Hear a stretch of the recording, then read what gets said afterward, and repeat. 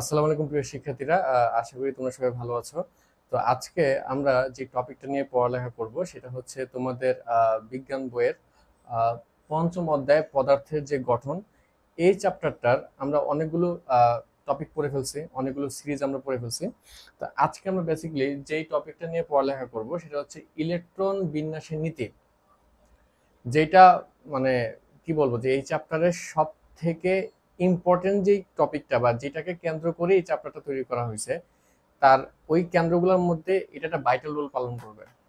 তার কারণ হচ্ছে এর আগে তুমি যে ভিডিওটা দেখে আসছো, যে না দেখে থাকো তাহলে অবশ্যই দেখে নিবা, বিকজ ওই ভিডিওটার উপরে এটা সম্পূর্ণ ডিপেন্ডেন্ট। ওই টপিকটা যদি বুঝো তাহলে এই টপিকটা বুঝবা। তো এই ইলেকট্রন বিন্যাসের নীতি, যে একটা মানে পরমাণুর ভিতরে যে ইলেকট্রনগুলো কিভাবে যে থাকে, তার সজ্জিত যে ব্যাপারগুলো, ঠিক আছে, এই যে ইলেকট্রন যে বিন্যাস, তার সাজানো যে ক্রমানুসারে যে সে যে সাজানো থাকে ক্রমানুসারে, সেই সাজানোর নীতিটা হচ্ছে আমরা আজকে পড়বো। তো দেখো, বেসিক্যালি আমরা জানি যে এটা যদি একটা পরমাণু হয়, তাহলে এই পরমাণুর ঠিক মাঝখানে কি থাকে, মাঝখানে নিউক্লিয়াসটা থাকে, এটা আমরা জানি। এবং এই নিউক্লিয়াসকে কেন্দ্র করে তার বাহিরে কয়েকটা শক্তিস্তর থাকে, তাই তো? এই শক্তিস্তর গুলাকে আমরা এন দিয়ে প্রকাশ করি, এটা আমরা আগেই পড়েছি যে এন ইজ হচ্ছে ওয়ান, অর্থাৎ এটা হচ্ছে 1 নম্বর শক্তিস্তর। এন ইজ হচ্ছে টু, এটা হচ্ছে 2 নম্বর শক্তিস্তর। এন ইজ হচ্ছে থ্রি, 3 নম্বর শক্তিস্তর। এন ইজ হচ্ছে ফোর, 4 নম্বর শক্তিস্তর। তো এইভাবে করে পরমাণুর নিউক্লিয়াসের বাইরে শক্তিস্তরগুলো কিছু থাকে। তারপরে আমরা এটাও পড়েছিলাম যে প্রত্যেকটা শক্তি স্তরের ওইখানে কিন্তু উপশক্তি স্তর থাকে, অর্থাৎ যদি শক্তি স্তর এরকম থাকে তাহলে তার যে শক্তি স্তরের যে কার্ভটা, সেই কার্ভের মধ্যে উপশক্তি স্তরগুলো কি হবে, 90 ডিগ্রি আকারে ঘুরতে থাকে। সেই উপশক্তি স্তর কয়টা হবে সেটা আবার শক্তি স্তরের উপর ডিপেন্ড করে, এটা আমরা পড়ছি। যে যদি সে 1 নম্বর শক্তি স্তরে থাকে, যে আমি যদি চিন্তা করি যে নিউক্লিয়াসের বাইরে যে শক্তি স্তরটা আছে সেটা হচ্ছে 1 নম্বর শক্তি স্তর বা প্রথম শক্তি স্তর। এই প্রথম শক্তি স্তরের মাত্র একটা উপশক্তি স্তর থাকে, তাই না? সেই উপশক্তি স্তরের নাম কি ছিল? এস অরবিটাল বা এস উপশক্তি স্তর। তো আমরা এখান থেকে শক্তি স্তরগুলো আমরা লিখে ফেলছি। তো আমরা যদি বলি এরকম যে যদি শক্তি স্তর 1 হয় তাহলে আমি 1 নম্বর শক্তি স্তরের কথা বলতেছি। যদি এন এর মান 2 হয় তাহলে আমি 2 নম্বর শক্তি স্তরের কথা বলতেছি। এন এর মান 3 বলতে 3 নম্বর শক্তি স্তরের কথা বলতেছি। এন এর মান 4 বলতে কি মানে 4 নম্বর শক্তি স্তরের কথা বলতেছে। এবং এই যে উপশক্তি স্তরের যে কথাগুলো বলতেছি, এন এর মান যখন 1, তখন তার উপশক্তি স্তর কয়টা ছিল? একটা ছিল, শুধু এস ছিল, তাই না? লাস্ট ক্লাস আমরা এটাই পড়ছি, তোমরা যারা লাস্ট ক্লাস দেখো নাই ওটা দেখে আসো, ওটা খুবই ইম্পর্টেন্ট ক্লাস। এবং আমি শিওর যে ওই ক্লাসটা যদি তুমি ভালো করে দেখে আসো, টপিকটা যদি ভালো করে বুঝে আসো, এগুলা নাথিং, এগুলা পারা মানে কোনো একটা ডিফিকাল্টিস কোনো বিষয় না, এগুলো খুবই সহজ। জাস্ট একটাই অনুরোধ থাকবে, যদি লাস্ট ক্লাস না দেখে আসো তাহলে এই ভিডিওটা দেখার মানে নেই, লাস্ট ক্লাসটা দেখে আসো। সেটা হয়তোবা উপরে আই বাটনের মধ্যে থাকতে পারে, ঠিক আছে? দেখো, এন এর মান টু, এন এর মান টু বলতে কি বোঝায়, যখন সে 2 নম্বর শক্তি স্তরের কথা যখন বলতেছে, তো 2 নম্বর শক্তি স্তর তার উপশক্তি স্তর কয়টা ছিল স্যার? দুইটা, একটা হচ্ছে এস এবং হচ্ছে কি পি। 3 নম্বর শক্তি স্তরে যখন আমি চলে গেছিলাম, 3 নম্বর শক্তি স্তরে তার উপশক্তি স্তর ছিল তিনটা, সেটা হচ্ছে এস, পি, ডি। ঠিক এভাবে 4 নম্বর যে শক্তি স্তর, 4 নম্বর যে শক্তি স্তর, 4 নম্বর শক্তি স্তর তার উপশক্তি স্তর ছিল কয়টা? চারটা। সেটা কি কি ছিল? এস ছিল, পি ছিল, ডি ছিল এবং কি এফ ছিল, তাই না? এইভাবে করেছিল। তার মানে আমরা বলতে পারি যে পরমাণুর ভিতরে যে শক্তি স্তরগুলো থাকে, সে শক্তি স্তরের মধ্যে যে উপশক্তি স্তর থাকে, সে উপশক্তি স্তর ডিপেন্ড করে যে শক্তি স্তরটা কয় নাম্বার শক্তি স্তরে আছে। যদি শক্তি স্তর 1 নম্বরে হয় তাহলে তার মধ্যে মাত্র একটা উপশক্তি স্তর থাকবে। ঠিক এভাবে যদি শক্তি স্তরটা 3 নম্বর হয় বা 3 নম্বর শক্তি স্তর হয়, তাহলে 3 নম্বর শক্তি স্তরে তখন কি একটা উপশক্তি স্তর থাকবে না, 3 নম্বর শক্তি স্তরে উপশক্তি স্তর থাকবে হচ্ছে কয়টা? তিনটা, এস, পি এবং হচ্ছে কি ডি। এভাবে করে 2 নম্বর শক্তি স্তরে দুইটা থাকে, এসপি। 4 নম্বর শক্তি স্তরে চারটা উপশক্তি স্তর বা অরবিটাল থাকে, সেটা হচ্ছে কি এস, পি, ডিএফ। এগুলো আমরা জানি। এবার আমরা এটাও জানি যে ইলেকট্রন সংখ্যা নিয়ে আমরা পড়ছিলাম যে ইলেকট্রন সংখ্যা কি ছিল, যে এক একটা অরবিটালে, যেমন এস অরবিটালে ইলেকট্রন থাকতে পারে হচ্ছে কয়টা? দুইটা। পি অরবিটালে ইলেকট্রন থাকতে পারে হচ্ছে কয়টা? ছয়টা। ডি অরবিটালে ইলেকট্রন থাকতে পারে হচ্ছে কয়টা? 10টা। এবং এফ অরবিটালে ইলেকট্রন থাকতে পারে হচ্ছে কয়টা? 14টা। এটা আমরা জানি যে প্রত্যেকটা অরবিটালে বা উপশক্তি স্তরে একটা ফিক্সড অ্যামাউন্টের ইলেকট্রন থাকতে পারে। এগুলো আমরা লাস্ট ক্লাসও পড়ে আসছি। ভিডিওতে কি পর্যন্ত আসছে একটু দেখে নিই। নিচে হয়ে গেছে। যাই হোক, এই এফ অরবিটাল যেটা, এফ অরবিটালে ইলেকট্রন সংখ্যা আছে কয়টা? 14টা। এগুলো আমরা জানি। তাহলে এখন ইলেকট্রন বিন্যাসের নীতিতে আমাদের কি বোঝানো হয়েছে? তো আমাদের বোঝানো হয়েছে এরকম যে ইলেকট্রন ইলেকট্রন যখন প্রবেশ করবে তখন সে আগে কম শক্তি সম্পন্ন অরবিটালে প্রবেশ করবে, এরপর ধাপে ধাপে ধাপে ধাপে সে হচ্ছে বেশি শক্তি সম্পন্ন অরবিটালে প্রবেশ করবে। কথা বোঝা গেছে? যেমন দেখো, আমি এখানে লিখতে পারি যে এখানে যেহেতু শক্তি স্তর 1, তার মানে তার উপর শক্তি স্তর হবে 1s, ঠিক আছে। 2 হলে হবে কত? 2s 2p, 3 হলে হবে 3s 3p 3d, 4 হলে 4s 4p 4d 4f, তাই না? এগুলো তো হওয়ার কথা। এখন এটা কেন ইম্পর্টেন্ট? এটা ইম্পর্টেন্ট এই কারণে, মনে করো যে আমরা হাইড্রোজেন মৌলের কথা চিন্তা করি, যে হাইড্রোজেন মৌল, এই হাইড্রোজেন মৌলের ইলেকট্রন সংখ্যা হচ্ছে কয়টা জানো? ইলেকট্রন সংখ্যা হচ্ছে একটা, ঠিক আছে।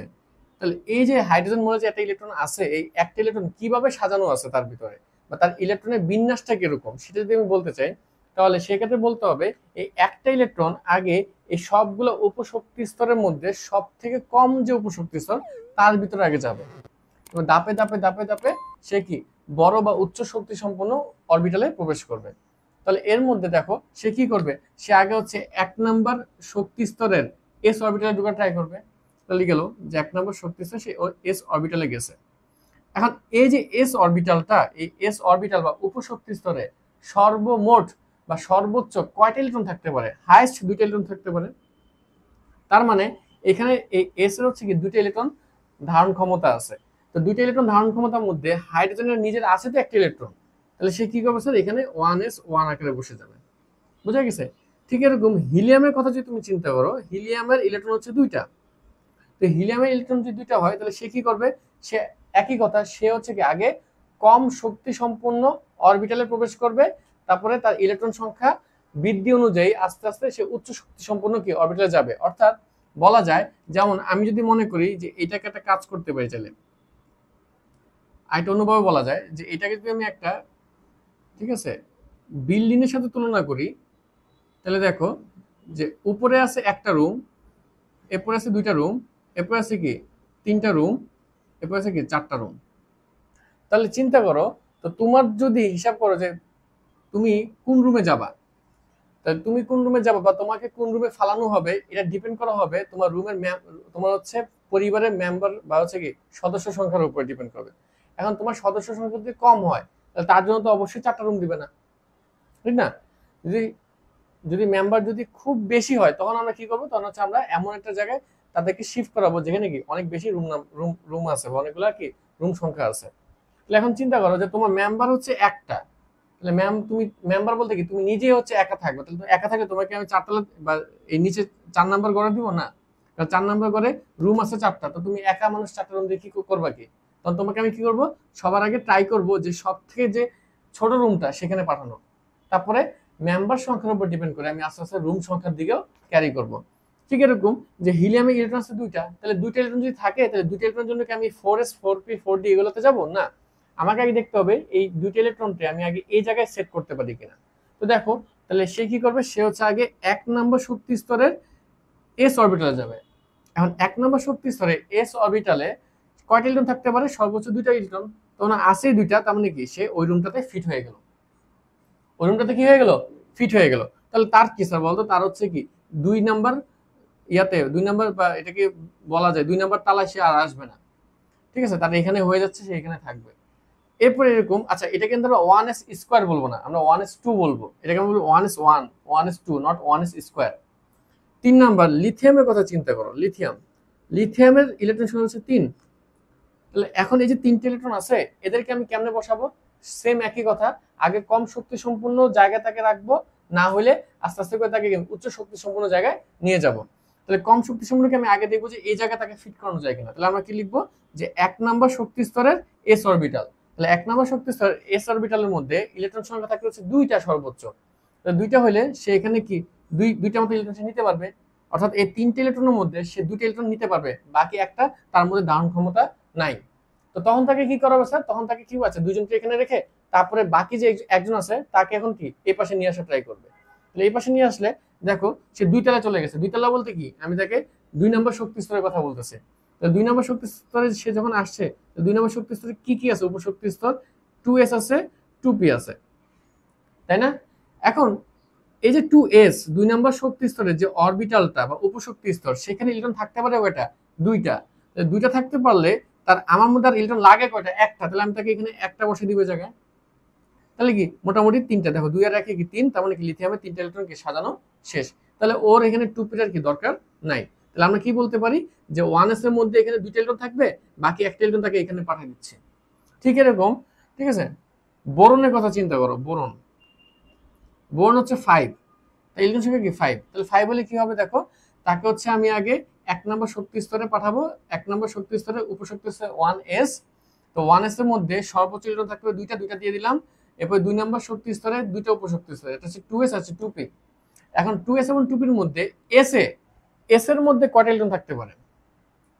s এর মধ্যে ইলেকট্রন থাকতে পারে হচ্ছে কয়টা স্যার? দুইটা। তাহলে আমি দুইটা দিয়ে দিলাম।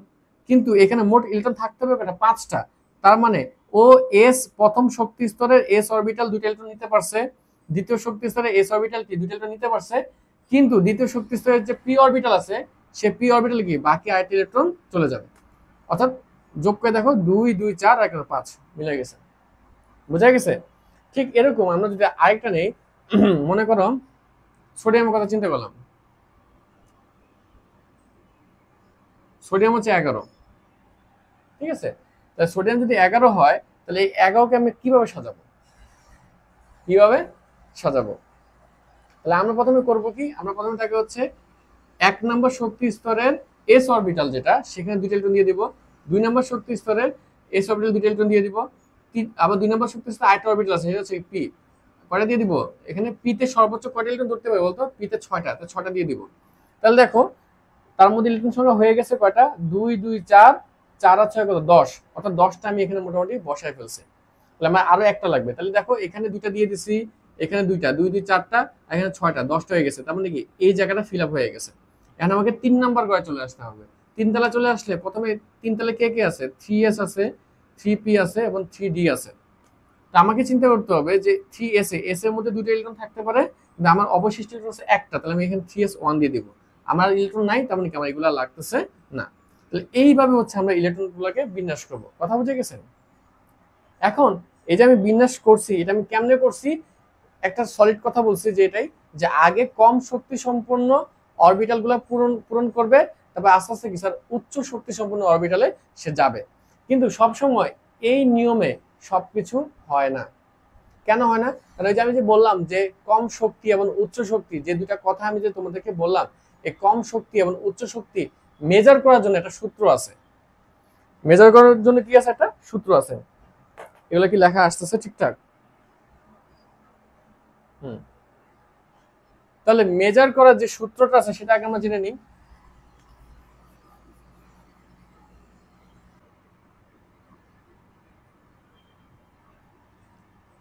n প্লাস এল, এই একটা সূত্র, যে সূত্রের উপর ডিপেন্ড করে আমরা কোন শক্তি স্তর মানে কম শক্তি সম্পন্ন এবং কোন শক্তি স্তর অধিক শক্তি সম্পন্ন সেটা আমরা বের করতে পারি।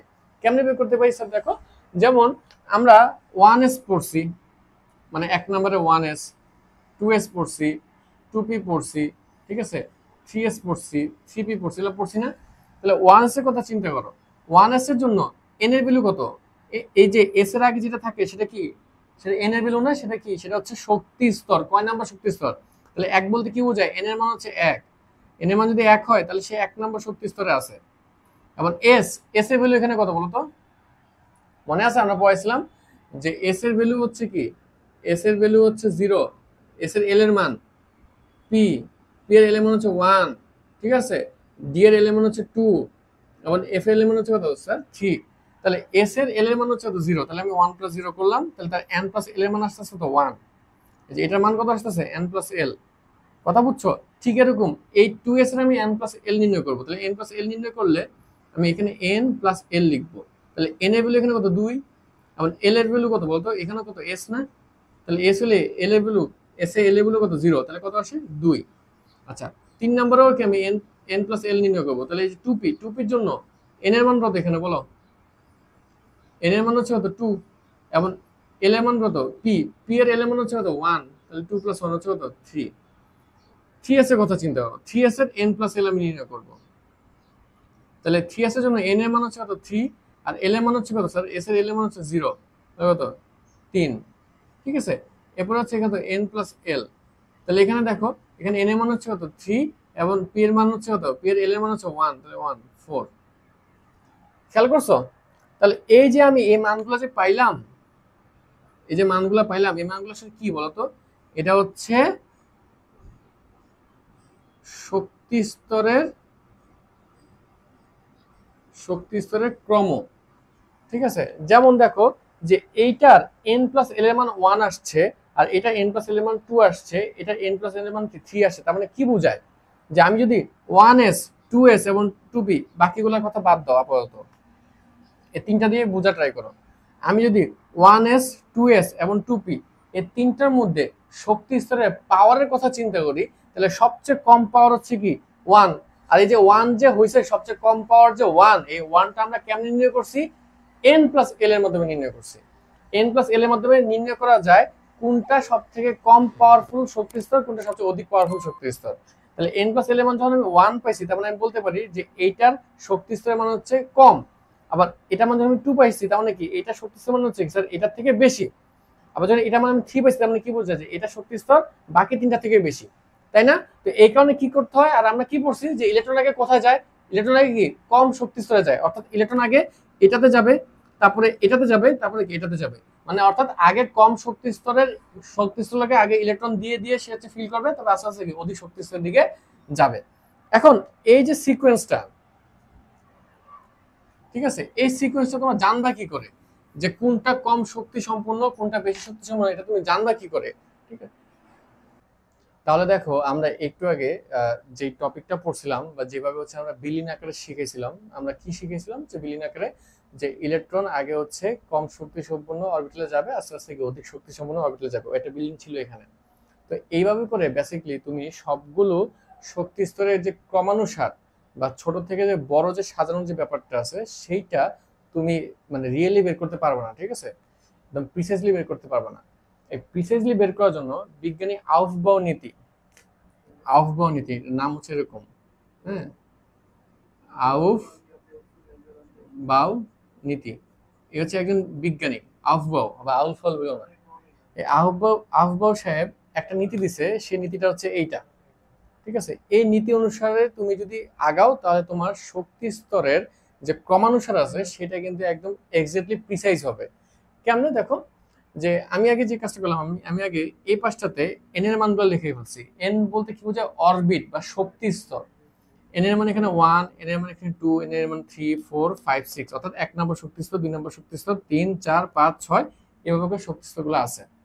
তাহলে 1 নম্বর শক্তি স্তরে তার অরবিটাল থাকে কি 1s, 2 নম্বর শক্তি স্তর দুইটা থাকে 2s 2p, 3 নম্বর শক্তি হচ্ছে 3s 3p 3d, 4 নম্বর শক্তি স্তরে 4s 4p 4d, 5 নম্বর শক্তি স্তরে 5s 5p। এদিকগুলো লিখলাম না, বিকজ এখানে লিখলে জিনিসটা বড় হয়ে যাবে, নিচে লিখতে পারো, হ্যাঁ, 5p 5d 5f। ঠিক আছে, এখানেও তো 4f আছে একটা, বুঝছো?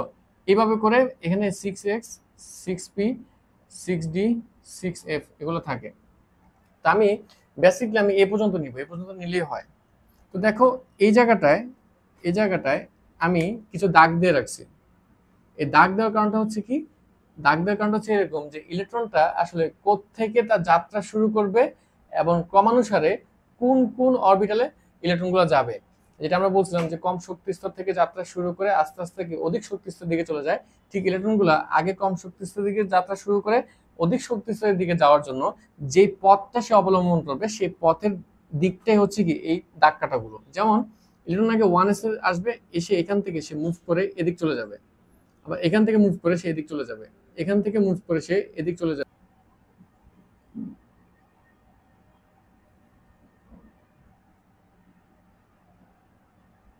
যে ওই হিসাব করে ইলেকট্রনটা আগে 1s এ যাবে, তারপরে কি হয়েছে 2s 2p তে যাবে। দেখছো, আগে 1s এ যাওয়ার কথা আমি এখানে আগে 1s লিখছি, এরপর 2s এ যাওয়ার কথা এখানে আমি 2s লিখে ফেলছি, এরপর 2p তে যাওয়ার কথা, তারপর আমি কি লিখলাম 2p লিখছি, আবার 2p এর পরে সেই কথা 3s এ যাওয়ার কথা 3s লিখছি, 3s থেকে ব্যাক করে কি 3p তে যাওয়ার কথা, তারপর কি 3p লিখছি, 3p থেকে দেখো পরে আর 3d তে যায় নাই, না আগে কি করছে 3p থেকে এখানে 4s এ আসছে, কথা বুঝছো? তাহলে সে 4s লিখছি, আবার দেখো ব্যাক করে কোথায় চলে আসছে 3d, তো 3d লিখছি, এরপরে কোথায় আসছে 4p লিখছি, এবার কোথায় আসছে 5s লিখছি, এরপরে আবার পিছন দিয়ে কোথায় 4d 5p 6s, কথা বুঝতে পারছি?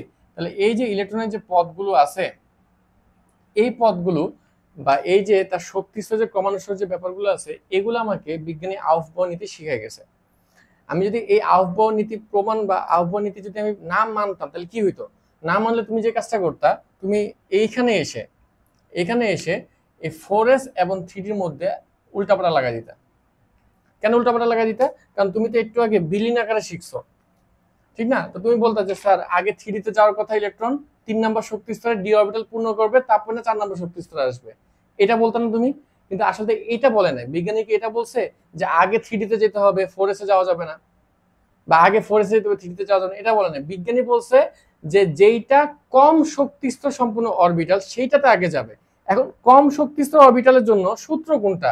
সূত্র হচ্ছে কি n প্লাস এল। তাহলে এখন আমার তো সমস্যা কি নিয়ে? 4s এবং 3d নিয়ে সমস্যা না, যে কোনটাতে আগে ইলেকট্রন যাবে। তোমার মতে আগে ইলেকট্রন যাওয়ার কথা ছিল 3d তে, তারপর হচ্ছে কি 4s এ যাওয়ার কথা ছিল। কিন্তু বিজ্ঞানীর মতে কি যে আগে 4s এ যাবে, তারপর 3d তে যাবে। এটা কেন? তার কারণ হচ্ছে সে n প্লাস এল এর মানের কথা চিন্তা করছে। এই n প্লাস এল আমাকে কি ইন্ডিকেট করে? শক্তি স্তর, শক্তি স্তরের পাওয়ার বা শক্তি নিয়ে, এনার্জি নিয়ে সে চিন্তা করে।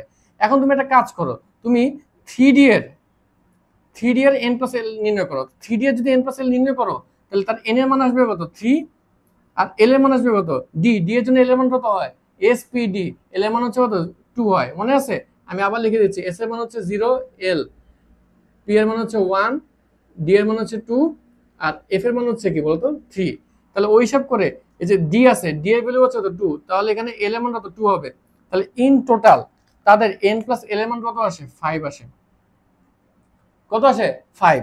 তাহলে আবার এদিকে আসো, এদিকে যে 4s নিয়ে কথা বলতেছিলাম, তাহলে 4s এর মধ্যে n এর মান কত হয়? 4, এবং s এর মান কত হয়? s এর মান হচ্ছে 0, তাহলে 4 আর 0, তাহলে যোগ করলে কত আসে বলো তো? যোগ করলে আসে 4 আসে। তাহলে আমরা কি বলছিলাম যে এই 5 এবং 4 এর মধ্যে কে ছোট? 4 হচ্ছে ছোট এবং 5 হচ্ছে বড়। তো 4 ছোট বলতে কি বোঝায়? তার শক্তি হচ্ছে কম, বা তার কম শক্তিস্তর সম্পন্ন অরবিটাল। আর 5 বলতে কি বোঝায়? তুলনামূলক বেশি শক্তিস্তর সম্পন্ন অরবিটাল। তাহলে এই হিসাব করলে ইলেকট্রন আগে কোথায় যাওয়ার কথা? কম শক্তিস্তরের দিকে যাওয়ার কথা না? তাহলে কম শক্তিস্তর এখানে কে প্রমাণ হইলো? 4s প্রমাণ হইলো না? কার থেকে? 3d থেকে। তাহলে আগে ইলেকট্রন 4s এ যাবে, তারপর 3d তে যাবে। এই কারণে দেখছো এখানে বিজ্ঞানীরা কি করছে? আগে ইলেকট্রন 4s এ দিছে, তারপরে কি 3d। অর্থাৎ আমি বলতে পারি যে 1s এর থেকে 2s এর পাওয়ার হচ্ছে বেশি বা শক্তি হচ্ছে বেশি। 2s এর থেকে 2p শক্তি বেশি, 2p এর থেকে 3s এর শক্তি বেশি, 3s এর থেকে 3p শক্তি বেশি। তবে 3p এর পরে 3p এর পরে তোমার ভাষ্য মতে 3d থাকার কথা থাকলো, 3p এর পরে আসলে 4s থাকবে, কারণ 3d এর তুলনায় 4s এর শক্তি হচ্ছে কম।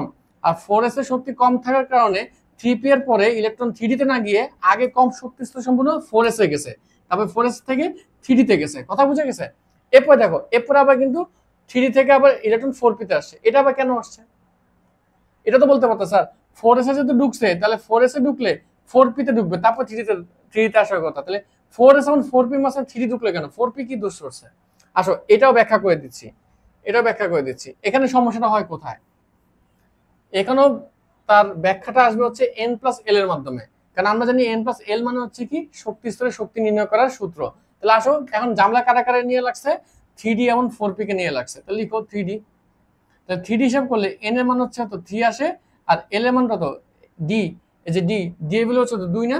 এল এর মান, তাহলে এখানে 2 দিয়ে দাও, তাহলে মান আসে তো 5। আবার আসে 4p, তাহলে 4p কথা চিন্তা করলে তাহলে n এর মান আসে তো 4, আর p এর হচ্ছে এল এর মান হচ্ছে কত স্যার? 1, তাহলে 4 কে কত? 5। এইবার দেখো গ্যাঞ্জামটা লাগছে কোথায়।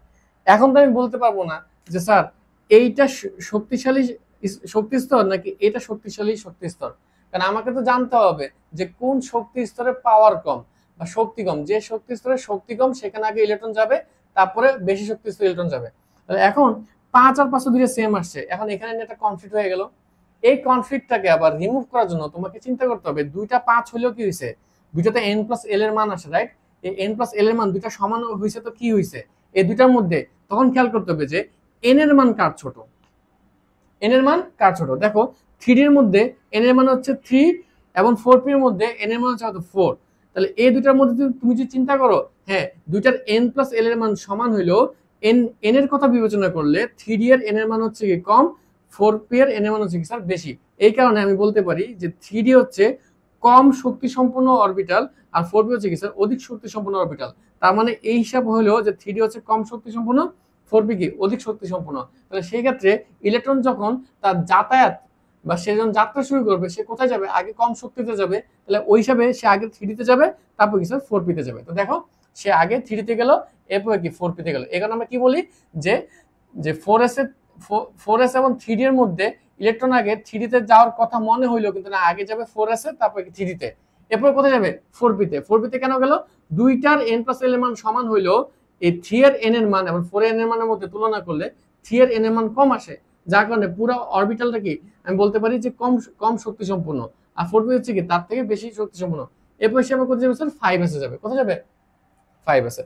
এন্ড 5s এর কথা চিন্তা করো, 5s আসো 5s এ, যদি 5s এ আসি তাহলে 5s এ n প্লাস l এর মান কত আসবে, 5s এর n এর মান হচ্ছে তো 5 আসবে, আর s এর l এর মান হতো 0, তাহলে 0, তাহলে 5 আসবে না। তার মানে এখন দেখো এখানে দেখো এটাও বাবা কনফ্লিক্ট, তিনটার মান সেম আসছে। তো তিনটার মান সেম আসলে আমি কেমনে জানি নির্বাচন করি বলতো, এটা নিয়মটা কি, এটা নির্বাচন করার নিয়ম হচ্ছে যে যখন তাদের n প্লাস l এর মান সমান হয়ে যায় তখন আমরা n এর মান যাচাই করি। n এর মান যাচাই করলে তার মান সবচেয়ে কম, তার মানে এটা হচ্ছে কম শক্তি সম্পন্ন, তার থেকে হচ্ছে কি 4p বেশি শক্তি সম্পন্ন, তারপর কি 5s বেশি শক্তি সম্পন্ন। এখানে আমরা আগে 3d কে বসেছি, তারপরে 4p কে বসেছি, তারপর স্যার 5s কে বসেছি। তো এই জিনিসটা প্রত্যেকটা যদি তুমি n প্লাস l এর মান বের করে চেক করতে চাও দেখবা যে প্রত্যেকটাই মিলছে। আর এটার জন্য আমাকে ওই আউফবাউ যে বিজ্ঞানী আছে তাকে থ্যাংক ইউ জানাতে হবে, তার কারণ হচ্ছে সে অনেক সুন্দর করে এই সিস্টেমটা বের করছে। যে ইলেকট্রনটা আগে হচ্ছে 1s থেকে যাত্রা শুরু করে 2s, তারপর 2p 3s, তারপর 3p 4s, তারপর 3d 4p 5s, তারপরে কি 4d 5p 6s, এভাবে করে যেতে থাকবে। বুঝতে পারছি? তাহলে এই জিনিসটা আমাদের বোঝা শেষ। এখন এইটাকে কাজে লাগিয়ে আমরা কিছু মৌলের ইলেকট্রন বিন্যাস দেখব, কিছু মৌলের ইলেকট্রন বিন্যাস। যেমন মনে করো প্রথমে দেওয়া যেতে পারে হচ্ছে অ্যালুমিনিয়ামের কথা বলি, অ্যালুমিনিয়াম। তাহলে অ্যালুমিনিয়ামের কথা বললে অ্যালুমিনিয়ামের যে ইলেকট্রন বিন্যাস ইলেকট্রন সংখ্যা হচ্ছে 13, কত 13। তাহলে আমরা কি করবো বলতো, আমরা আগে হচ্ছে যে 1s 2s 2p 3s 3p লিখে রাখি। এই যে এইখান থেকে লিখছি দেখছো, আমাকে এইটা কিন্তু মুখস্থ করতে হবে।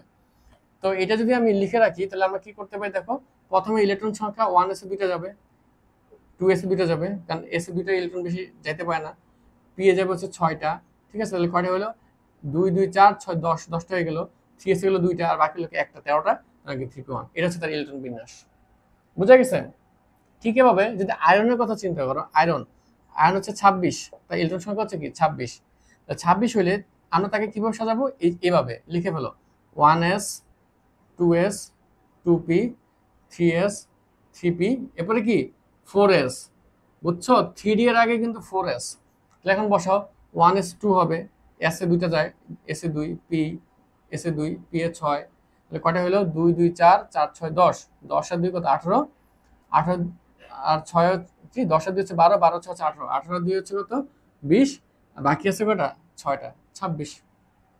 বুঝতে পারছি? এইভাবে করে হচ্ছে কি আমাদের ইলেকট্রন বিন্যাসগুলো কমপ্লিট করতে হয়। বোঝা গেছে?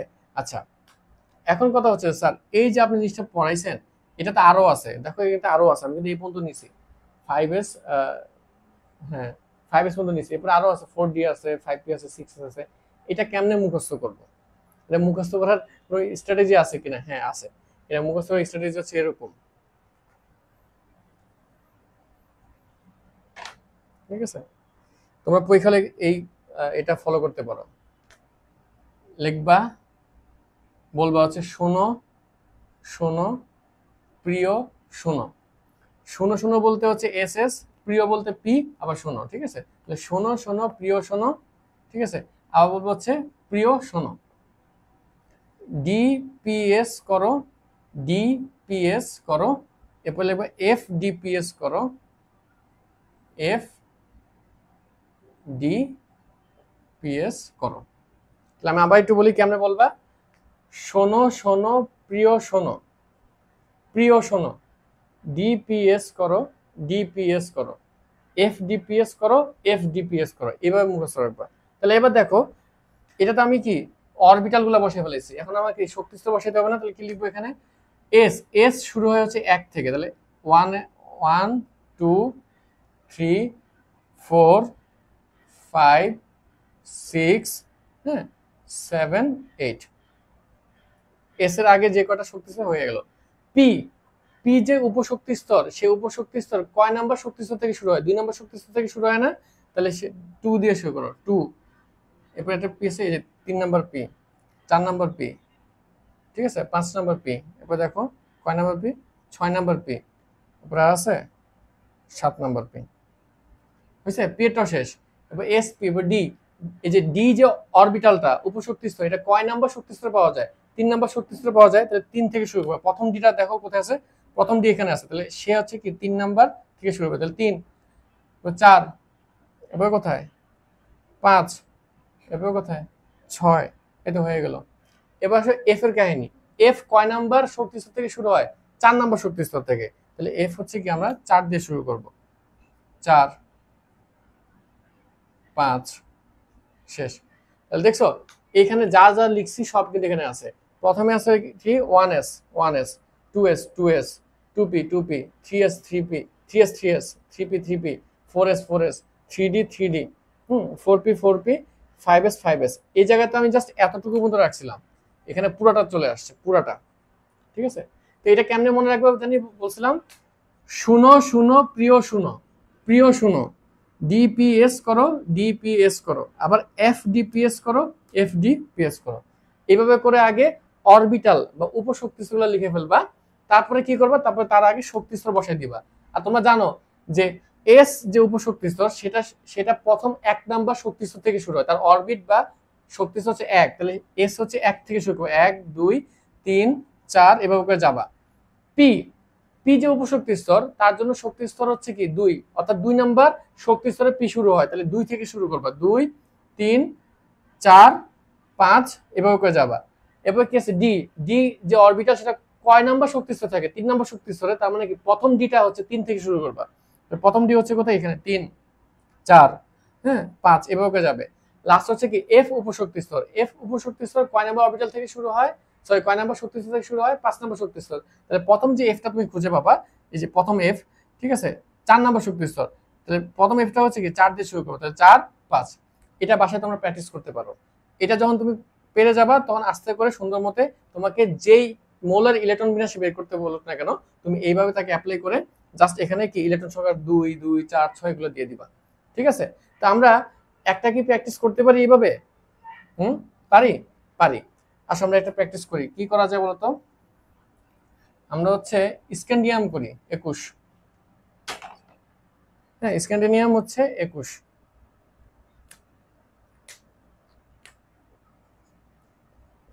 ঠিক আছে, এটা আমরা কেমনে করবো? আমরা উপরটা মুছে দিই, মুছে দিলাম। আমরা কেমনে করবো বলো? আমরা আগে কি লিখবো? শোনো শোনো প্রিয় শোনো, ঠিক আছে, শোনো শোনো প্রিয় শোনো, আবার বলতে হবে প্রিয় শোনো। এরপর হচ্ছে কি ডি পি এস করো। আর লাগবে না, যেহেতু 21, তো 21 তো বেশি একটা ইয়া না, যা লিখছে তাও দরকার নেই। যাই হোক, এখন আমাদের কাউন্ট করতে হবে যে এস, এস এর জন্য শক্তি স্তর কত থেকে শুরু হয়? 1 থেকে, তাহলে হচ্ছে 1s, 2 number, 3 number, 4 number, 5 number. এরপরে পি এর পালা, পি কয় নাম্বার শক্তি স্তর শুরু হয়? 2 নাম্বার, তাহলে কি লিখবো? 2p, 2p, সরি 2p লিখতেছি না, 2 এর পর 3 number, 3p, 4p। D, D না, ডি হচ্ছে কয় নাম্বার অরবিটাল থেকে শুরু হয়, কয় নাম্বার শক্তি স্তর থেকে শুরু হয়? 3 নাম্বার শক্তি স্তর, তাহলে ডি হচ্ছে কি প্রথম ডি হবে কত? 3। লিখে ফেলছি? আচ্ছা, তাহলে এটা আমার লেখা শেষ। কি লেখা শেষ? যে অরবিটালে যে শক্তিক্রম সেটা লেখা শেষ। এখন হচ্ছে আমাদেরকে ইলেকট্রন বসাতে হবে। তাহলে এস এ ইলেকট্রন থাকতে হচ্ছে 2টা, এরপরে 2টা, পি থাকতে হবে 6টা, এস এ 2টা, পি থাকতে 6টা, তাহলে কয়টা হয়ে গেল? 2 2 4 4 6 10, 10 আর 2 12, 12 6 কত? 18। এরপরে কত? 4s থাকে 2টা, 18 2 কত? 20। আর ইলেকট্রন লাগে কয়টা? 21টার মধ্যে আর একটা ইলেকট্রন লাগে, তাহলে 3 তে এসে 1 হয়ে যাবে, তাহলে আমার এটার দরকার নাই। শেষ। ঠিক এইভাবে করে তোমরা যে কোনো কিছু বের করতে পারবা, যে কোনো কিছু। তুমি ক্যালসিয়াম যদি আমি তোমাকে বলি যে ক্যালসিয়াম বের করো, ক্যালসিয়াম 20 এটা বের করো, সহজ। কি লিখবা? শোনো, শোনো, প্রিয়, শোনো, প্রিয়, শোনো। ঠিক আছে, আর লাগবে না। এখন এই যে এস অরবিটাল, সে হচ্ছে 1 নম্বর শক্তিস্তর থেকে শুরু, তাহলে আমি 1 দিয়ে শুরু করব, 1 2 3। পি, পি যে অরবিটালটা আছে, পি হচ্ছে কি 2 নম্বর শক্তিস্তর থেকে শুরু, তাহলে আমি 2 থেকে শুরু, 2 3। আচ্ছা, এখানে আরেকটা আছে 4 দিয়ে দিলাম। তাহলে এখন আমি কি দিব, ইলেকট্রন সংখ্যা বসাবো। এস এ দুইটা ইলেকট্রন যেতে পারে, এটাতে দুইটা, পি হচ্ছে 6টা, এস এ দুইটা, পি এ 6টা, এস এ দুইটা, তাহলে কত 2 2 4, 4 6 10, 10 2 12, 12 আর 6 কত 18, 18 2 কত 20, অর্থাৎ 20টা ইলেকট্রন বসে গেছে। এইভাবে করে ইলেকট্রন বিন্যাসগুলা করা হয়। তো আই হোপ যদি এই ভিডিওটা পুরোপুরি দেখে থাকো, তাহলে আই থিঙ্ক পুরা যে ব্যাপারটা আছে, পুরো ব্যাপারটা তোমরা বুঝে যাবা। এবং এটাও বুঝছো যে 3D 4s এর মধ্যে কেন 3D পরে, কেন 4s আগে, আবার n+l এর মান সমান হইলে কখন আমরা কোনটাকে আগে রাখবো, এগুলো সবই বুঝে গেছো আই থিঙ্ক। তো যাই হোক, আজকের ক্লাস এই পর্যন্তই। নেক্সট যে ক্লাসটা আসবে সেটা হচ্ছে ইলেকট্রন বিন্যাসে আবার কিছু ব্যতিক্রম নিয়ম আছে, সেই ব্যতিক্রম নিয়ম নিয়ে আমরা কথা বলবো। তো তোমরা তোমাদের বাসায় কিছু কাজ থাকবে, সেটা হচ্ছে যে এইভাবে করে কয়েকটা মোলের ইলেকট্রন বিন্যাস করে ফেলবা, তাহলে তোমাদের মধ্যে একটু হ্যাবিচুয়াল পরিবর্তন আসবে, একটু পারবা, সাহস আসবে। ঠিক আছে, তো স্যারের জন্য দোয়া করো। আল্লাহ হাফেজ, দেখা হবে নেক্সট কোনো ভিডিওতে। আসসালামু আলাইকুম।